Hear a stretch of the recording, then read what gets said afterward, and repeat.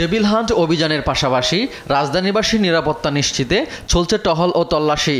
গভীর রাতে স্থানীয়দের সংবাদের ভিত্তিতে মোহাম্মদপুর চানমিয়া হাউজিংয়ে সাবেক ডিসি বিপ্লব কুমারের বাড়িতে অভিযানে যায় সেনাবাহিনী ও পুলিশের যৌথ দল।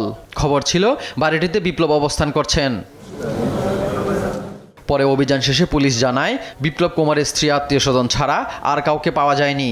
মাস্টারমাইন্ড ছিল যারা ছাত্রদের আহত নিহতের ঘটনায় সম্পৃক্ত, সেরকম কিছু আসামি এখানে লুকিয়ে আছে।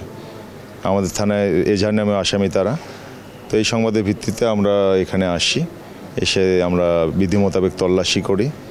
তল্লাশি করে আমরা কোনো আসামি পাই নাই। এ সময় আইনশৃঙ্খলা পরিস্থিতি সম্পর্কে জানতে চাইলে মোহাম্মদপুর থানার ওসি বলেন, আগের থেকে যথেষ্ট উন্নতি হয়েছে। আমি বলবো যে মোহাম্মদপুরের আইনশৃঙ্খলা পরিস্থিতি যে কোনো সময়ের চাইতে বর্তমানে ভালো। এদিকে রাজধানীর বিভিন্ন জায়গায় বসানো হয়েছে চেকপোস্ট, চালানো হয় তল্লাশি। আগারগাঁও মেট্রো স্টেশনের নিচে সেনাবাহিনী একটি দল তল্লাশি চালায়। এ সময় মোটরসাইকেল, সিএনজি, প্রাইভেট কার সহ সব ধরনের যানবাহনে চলে তল্লাশি। জব্দ করা হয় লাইসেন্সবিহীন মোটরসাইকেল। রাজধানীর রামপুরায় চেকপোস্ট বসিয়ে সেনাবাহিনী ও পুলিশ যৌথভাবে ব্যাপক তল্লাশি চালায়। কাগজপত্র জটিলতায় জব্দ করা হয় কয়েকটি মোটরসাইকেল।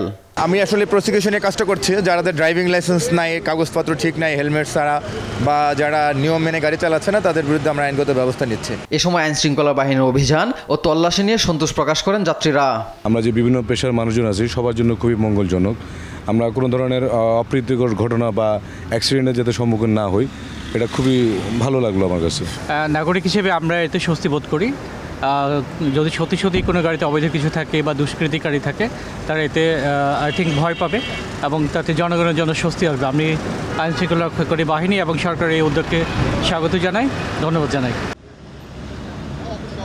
রাজধানীতে চলছে আইনশৃঙ্খলা বাহিনীর তৎপরতা। নিরাপত্তার স্বার্থে সেনাবাহিনী, পুলিশ, সকল প্রকার আইনশৃঙ্খলা বাহিনী কাজ করছেন। যে কোনো ধরনের পরিস্থিতি মোকাবেলায় প্রস্তুত আছেন তারা। আইনশৃঙ্খলা উন্নতির জন্য কাজ করছেন ঢাকার বিভিন্ন স্পটে। এইচ হিমেল, দেশ টিভি, ঢাকা।